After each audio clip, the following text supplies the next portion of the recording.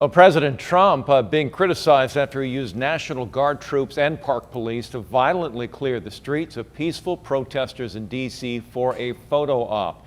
ABC's Rena Roy explains this comes after earlier threatening to send U.S. troops into American cities if local officials can't control the violent protesters.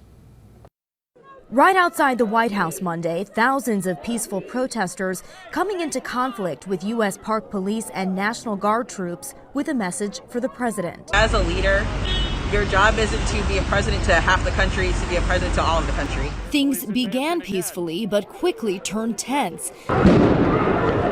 Authorities suddenly and forcefully started clearing people out using tear gas, rubber bullets, batons, and flashbang grenades, even attacking this Australian news crew during a live report. They're quite violent and they do not care who they're targeting at the moment. The violent confrontation provoked by government forces coming 25 minutes before a citywide curfew went into effect. Meanwhile, at the White House, as protesters kneeled or put their hands up, the president claiming to support peaceful demonstrations. I am your president of law and order and an ally of all peaceful protesters.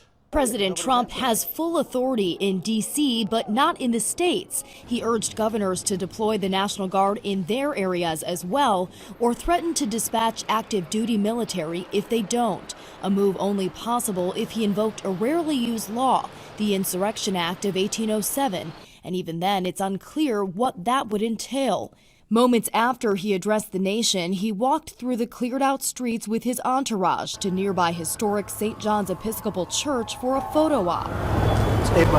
Reverend Marianne Buddy of the Episcopal Diocese says she wasn't informed he would be visiting, saying he is welcome to pray there, but not use the church as a prop. He is not entitled to use the spiritual symbolism of our sacred spaces and our sacred texts to promote or to justify a entirely different message.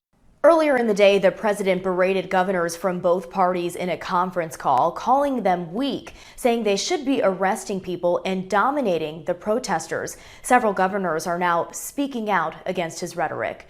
Rena Roy, ABC News, New York.